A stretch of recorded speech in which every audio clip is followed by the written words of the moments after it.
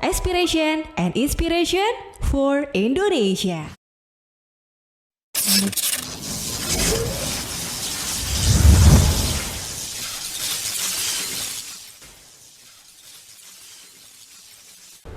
Kembali lagi bersama saya Indiska Handiana dalam acara Sinmeta Talk Aspiration and Inspiration for Indonesia. Tentunya dengan tema menarik, Sinmeta Talk merupakan program berbincang seputar sosial, budaya, politik, ekonomi, di mana kita akan membahas dan mengupas permasalahan dan mengangkat hal yang inspiratif di masyarakat Indonesia, tentunya bersama narasumber yang berkompeten di bidangnya. Tak lupa juga kami mengucapkan terima kasih banyak kepada sponsorship Main Potato dan Rumah Jagung yang telah mendukung acara ini. Dan sobat, kembali lagi tentunya bersama staf khusus Wakil Presiden Republik Indonesia, Bapak Dr. Raden Gatot Priyo Utomo ST, MTI, Bapak. Semangat Jumat berkah, Pak.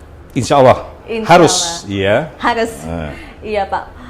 Menarik sekali Bapak perbincangan tadi seperti BUMDes, kebutuhan pokok, dan lain sebagainya. Dan tentu bisa disimpulkan dari perbincangan kita tadi bahwa perlunya kolaborasi dan sinergitas seperti pemerintah pusat dan daerah bersama BUMDes, BUMN, swasta, UMKM, koperasi, dan lainnya. Atau bisa katakan ini seperti pentahelix. Apalagi Pak Presiden mengarahkan BUMDes bisa menjadi sentral ekonomi desa karena ada support baik pembinaan maupun pemodalan. Boleh Bapak disampaikan apa kriteria bahwa pemerintah daerah dalam hal ini adalah desa dianggap berhasil menjalankan konsep pemerintah pusat? Ya, terima kasih Mbak In. Ya, sebetulnya kalau kita lihat ya, pemerintahan desa ini sekarang adalah pemerintahan yang paling transparan ya. Kan kalau kita lihat masuk ke desa-desa itu sampai rencana anggaran desa itu dipampang gitu ya, gede-gede, berapa penerimaan dan lain sebagainya. Itu udah, menurut saya itu udah satu lompatan luar biasa ya dalam konteks transparansi, dan mudah-mudahan juga diikuti dengan tata kelola yang baik. Karena kalau nggak diikuti tata kelola yang baik, apalagi ini dana yang dipakai oleh dana APBN, itu banyak kepala desa yang bisa menghadapi masalah hukum itu. Gitu ya. Betul. Jadi memang itu satu hal. Yang kedua adalah bahwa kriteria apa yang bisa kita lihat dari desa sebagai sebuah kriteria untuk dia disebut sukses atau enggak menjalankan programnya, sebetulnya sederhana. Apakah desa itu kesejahteraannya meningkat atau enggak? Karena ujung-ujungnya kan harusnya ke sana gitu ya. Ada proses transformasi yang dilakukan oleh desa yang membangkitkan potensi-potensi ekonomi desa sehingga bisa menghasilkan kesejahteraan yang lebih baik buat desa itu. Gitu. Dan kalau kita lihat munculnya sentra-sentra baru produksi ya.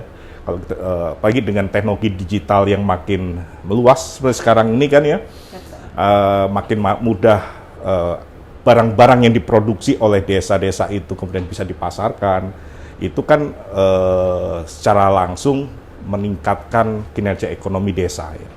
Kan kalau kita lihat ada banyak cerita-cerita inspiratif dari anak-anak muda yang membangun marketplace-nya sendiri, menjadi distributor dari produk-produk desa, dan kemudian itu bisa menggerakkan ekonomi masyarakat desa. Saya rasa itu harus terus disebarluaskan ya. Walaupun memang populasinya masih, kalau kita bicara 80.000 lebih desa, ya mungkin perlu 5%, 6% desa yang seperti itu ya. Tapi itu sesuatu langkah yang baik saya rasa ya, yang menjadi pijakan yang bagus untuk pemerintahan-pemerintahan mendatang, sehingga kesuksesan di 5-10% desa ini bisa kemudian diduplikasi untuk menjadi cerita sukses di desa-desa yang lain. Cerita sukses di desa-desa yang lain, dan perlu sumber daya manusia yang berkualitas agar bisa tercapai seluruh sektor ya Pak ya? Iya, betul sekali. Berbicara mengenai sumber daya manusia Pak, ini sedang hangat-hangatnya mengenai human capital index. Iya. Seperti itu. Apakah ada program atau dorongan dari pemerintah dalam rangka meningkatkan human capital index di Indonesia? Ini menarik nih, In. Kalau kita bicara tentang human capital index ya, Human Capital Index ini sebetulnya adalah angka indeks yang dikeluarkan oleh Bank Dunia di tahun 2018. Ya. 2018, lalu kemudian 2020 diukur lagi nih ya. Sayangnya posisi Indonesia itu masih kurang baik lah ya. Karena kalau di skor itu baru di kisaran 54%, ya 54%, jadi nomor 96 dari sekitar 170 lebih negara yang disurvei oleh Bank Dunia dan diukur indeksnya. Nah, 54% ini diukur 2020 sebelum COVID terjadi gitu ya. Nah, komponen Human Capital Index ini apa? Kalau kita lihat formulasi Human Capital Index ini, itu isinya adalah tentang tingkat kematian bayi di bawah 5 tahun dikali dengan persentasi dari generasi kita yang tidak stunting gitu ya, bayi yang tidak stunting. Lalu kemudian komponen lain adalah mutu dari pendidikan dasar. Ya, itu 3 itu.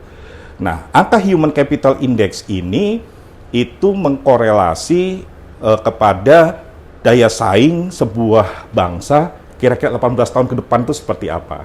Jadi kalau disebut 54%, artinya apa? Produktivitas bangsa kita 18 tahun ke depan itu ya hanya sekitar 54%. Kalau dengan kondisi generasi yang kita miliki saat ini. Dengan angka stunting yang 21% dan tingkat mutu pendidikan yang disebut learning adjusted years of school kita, yang oleh Bank Dunia disebut bahwa kompetensi dan kapasitas anak murid kita yang SMA kelas 2 itu saat ini hanya setara dengan kelas 6 SD. Nah, jadi mereka ke sekolah tapi tidak belajar. Nah, kira-kira begitu ya. Kelas 2 SMA setara dengan kelas 6 SD. Dan itulah kondisi realnya. Nah, itu tantangan besar kita tuh. Artinya kalau kita bicara tentang Indonesia Emas 2045, 18 tahun dari 2020 adalah 2038, kita punya kondisi generasi seperti itu. Apakah bisa tercapai Bapak, bangsa kita bisa menuju generasi emas 2045? Itu pertanyaannya dan itu resiko yang harus segera kita mitigasi. Bagaimana menjamin bahwa 2045 kita tercapai? Ya, artinya apa ya?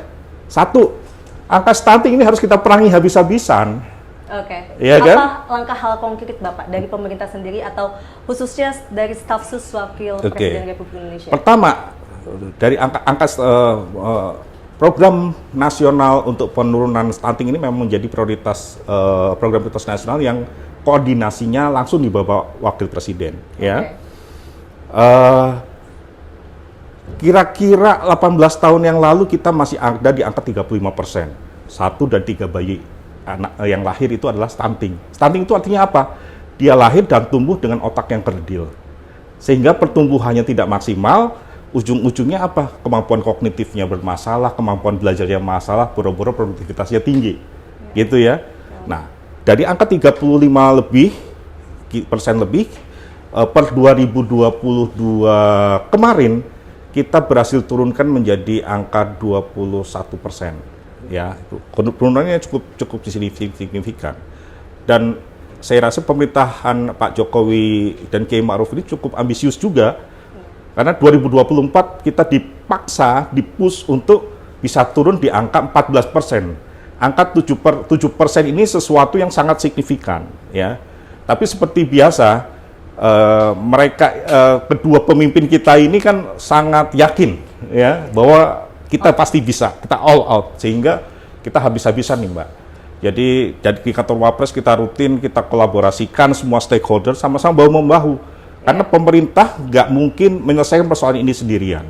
Karena itu peran swasta kita ajak. Kemarin kita bicara dengan perusahaan-perusahaan kelapa sawit misalnya. Kelapa sawit. Okay. Kenapa? Karena lokus-lokus stunting itu ada di kebun-kebun. Ya kan? Baik. Ada daerah-daerah pertambangan. Nah, mereka kita libatkan untuk sama-sama kita ajak bantu menyelesaikan. Termasuk juga dengan ormas-ormas atau NGO ya. Kenapa? Kita membutuhkan mereka untuk membantu merubah perilaku dan pola hidup masyarakat supaya lebih sehat, lebih bersih, paham bagaimana membuat makanan yang bergizi gitu ya.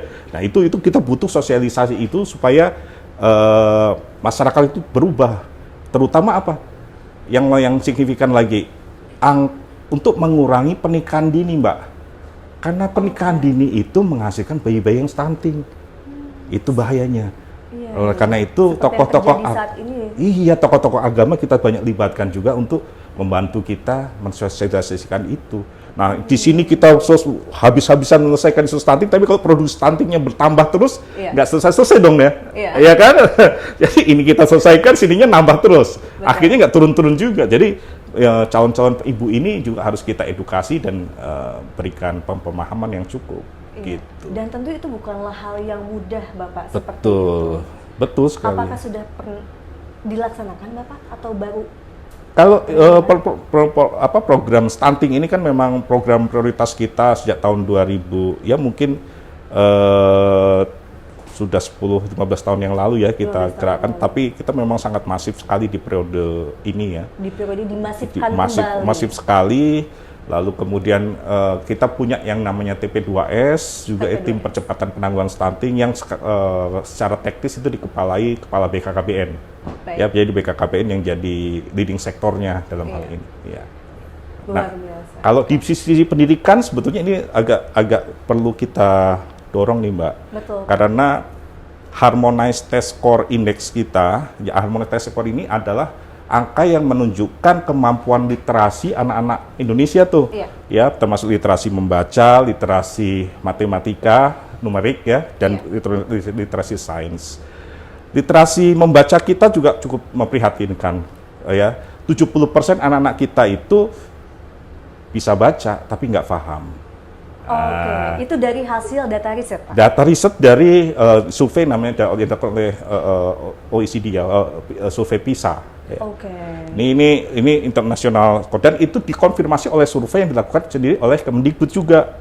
Ya, jadi sebetulnya match nih datanya. Ya.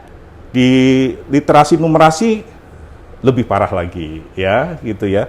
Jadi kalau di literasi numerasi itu bahkan di survei itu lebih dari 70% anak kita tidak mampu menjawab 3/4 ditambah 3/4.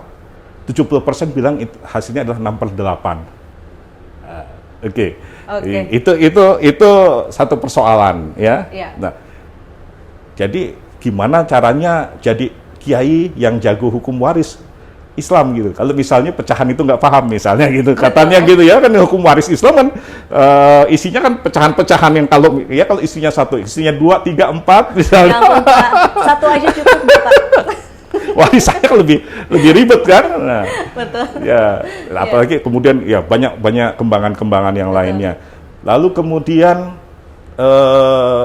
dan ini kemarin saya terkonfirmasi ketika saya kunjungan ke Palembang, Mbak. Ya. Di sana ada teman saya yang jadi wakil rektor di salah satu universitas swasta. 95% yang ikut ujian untuk tes masuk itu ya tidak bisa menjawab yang tadi. Pecahan sederhana tadi. Salah, 95% salah. Coba. Itu yang kita hadapi saat ini. Betul sekali. Nah, angka itu 2020 diambil sebelum COVID. Setelah COVID, Bank Dunia mencatat juga ada yang dinamakan learning loss. Jadi learning loss ini adalah kehilangan belajar. Jadi anak-anak kita itu kalau di perkotaan itu kalau nggak salah kehilangan kehilangan belajar itu sampai 11 bulan. Jadi mereka betul belajar tapi sebenarnya nggak belajar apa-apa. Kehilangan waktu belajar selama 11 bulan. Jadi bisa dibayangkan itu di perkotaan, di pedesaan lebih parah lagi. Karena sinyalnya nggak ada dan lain sebagainya. Bisa dibayangkan mereka semua naik kelas, lanjut ke pendidikan lanjutan. Tapi apakah mereka paham apa yang harusnya mereka pelajari Belum tentu. di masa itu? Betul. Nah, gimana cara catch up-nya? Nah, ini PR besar nih buat kita. Oleh karena itu kami di kantor Wapres ini sedang mendorong terbitnya satu perpres tentang percepatan mutu pendidikan dasar. Percepatan peningkatan mutu pendidikan dasar. Berarti dimulai dari sekolah sebetulnya, dari guru. Iya, dan itu harus dimulai dari pendidikan dasarnya yang harus benar. Karena kalau pendidikan dasarnya fondasinya sudah bagus, sebenarnya ini kan tinggal lanjut sampai ke sana udah lebih mudah. Betul. Tapi kalau guru-guru matematika juga nggak paham matematika, terus kemudian mengajarkan matematika, gurunya stres, muridnya lebih stres, isinya cuma tiap hari menunggu waktu bel sekolah berbunyi, ayo bubar. Kira-kira itu Tapi kan? kalau saya dulu sih suka belajar, Pak. Gitu ya. Kalau matematika agak-agak sih, Pak. Agak-agak ya. Tapi Pak, mengenai sumber daya tadi berarti perlunya literasi, apalagi sekarang banyaknya teknologi seperti itu, masuknya transparansi informasi, dan itu yang membuat mungkin sulit untuk dibendung, Pak. Akhirnya menjadi menyerap informasi ke dalam diri anak tersebut. Betul. Itu kalau misalnya Westernisasi. kemampuan literasi membaca anak-anak kita dalam kondisi seperti saat ini, itu akan sangat mudah untuk dipengaruhi hal-hal yang negatif. Kenapa? Nggak ada saringan lagi. Iya. Literasi numerasi itu kan proses yang mengarahkan cara berpikir anak dari membaca, diserap, dipahami, dibandingkan, kemudian menjadi satu kesimpulan gitu kan. Betul. Itu yang diharapkan. Tapi kalau kemampuan itu nggak ada, mereka hanya akan menelan mentah-mentah langsung apa yang disampaikan. Itu Dan kenapa yang gampang sekali hoax menyebar di Indonesia sekarang. Gitu ya kan? Karena kemampuan literasi anak-anak kita kan memang perlulah kita harus upayakan. Dan ini nggak bisa kerja lagi. Ini harus dikeroyok kalau harus cepat ya. Dan itu tidak mudah untuk membendung informasi yang masuk, Pak? Ya, kita nggak bisa melawan disrupsi teknologi itu. Yang bisa kita lakukan adalah mengequip generasi kita dengan pengetahuan yang lebih baik, karakter yang lebih baik, pemahaman akan norma-norma, dan adab yang lebih baik. Kira-kira itu. Berarti dimulai dari keluarga dan pendidikan dasar. Betul untuk sekali. meningkatkan Human Capital Index in Indonesia, of course. Oke, terima kasih banyak Bapak, luar biasa sekali. Dan tentunya Bapak itu bukan suatu hal yang mudah, penuh tantangan. Kalau boleh tahu Bapak, mungkin Sobat Desain juga ingin mengetahui apa sih Pak pengalaman dan challenge terbesar Bapak selama menjabat sebagai staf khusus Wakil Presiden Republik Indonesia? Ya, sebelum menjadi staf khusus, sebetulnya aktivitas saya memang banyak bergerak di civil society ya.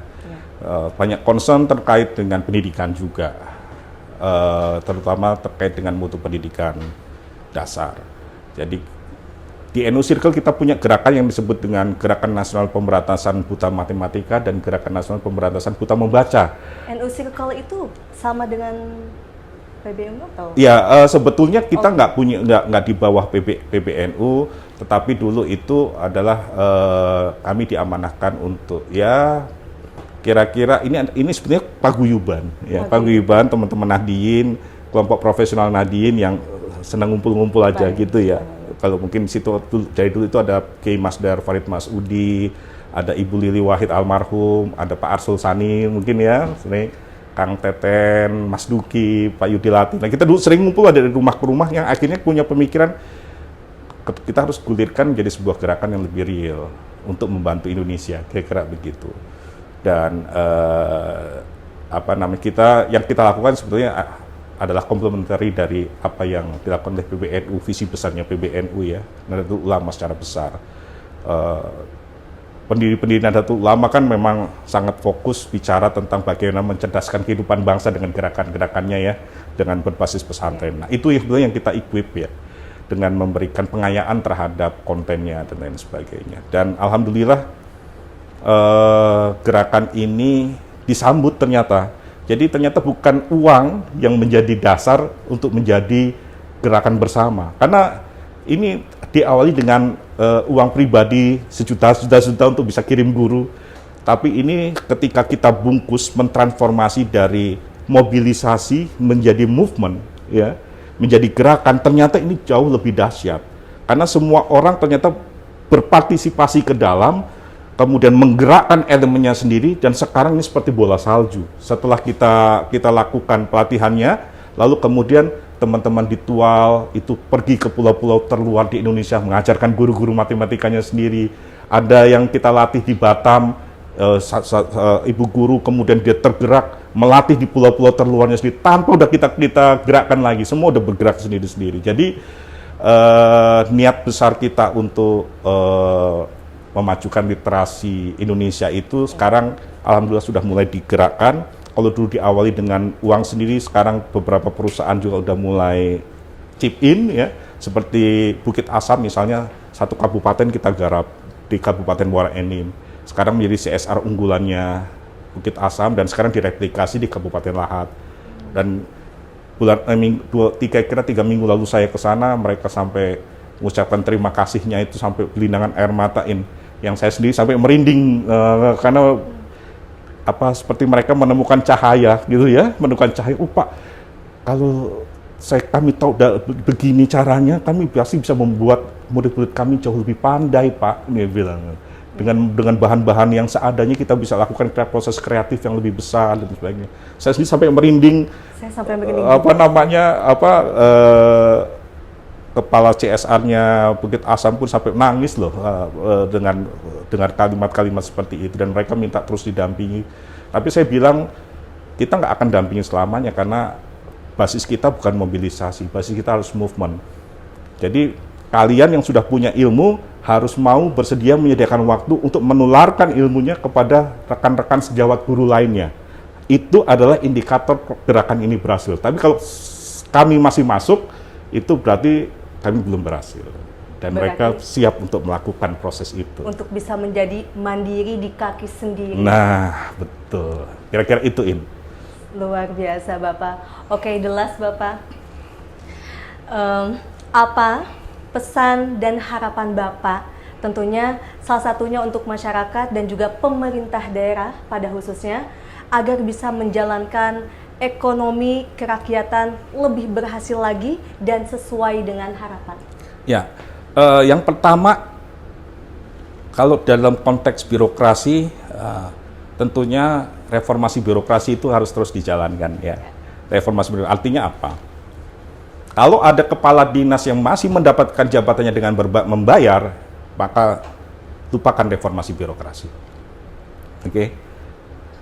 Reformasi birokrasi harus dimulai dari proses yang bersih, transparan, dan akuntabel. Jadi kita harus bisa mencari talenta-talenta terbaik dan menempatkan talenta-talenta terbaik kita itu di posisi-posisi yang signifikan sehingga bisa menggerakkan daerah jauh lebih cepat kemajuannya. Ya, itu yang harus disadari. Oleh karena itu, di samping komitmen untuk menjalankan reformasi birokrasi, peningkatan kualitas sumber daya manusia baik di lingkungan birokrasi maupun di masyarakat itu juga harus terus didorong.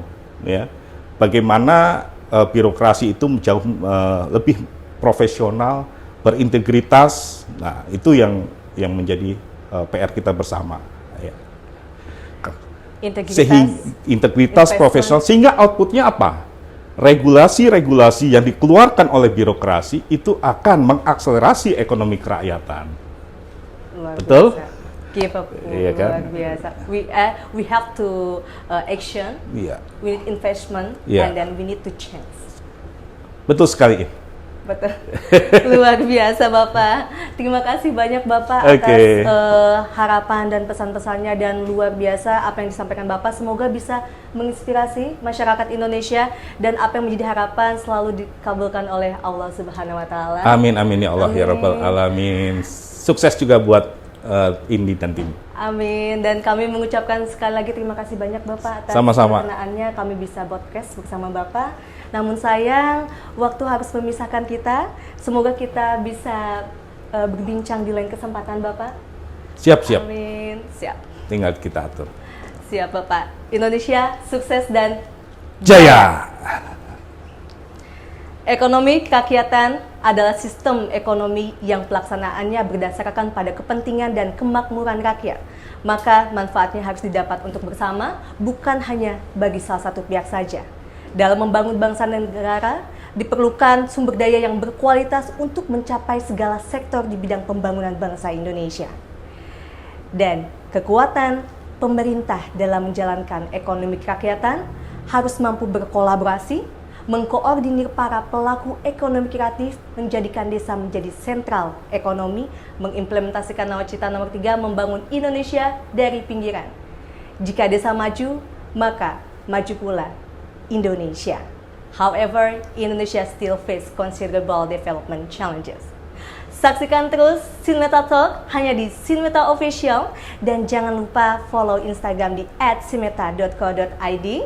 Tak lupa juga terima kasih kepada sponsorship Main Potato dan Rumah Jagung yang telah mendukung acara kami.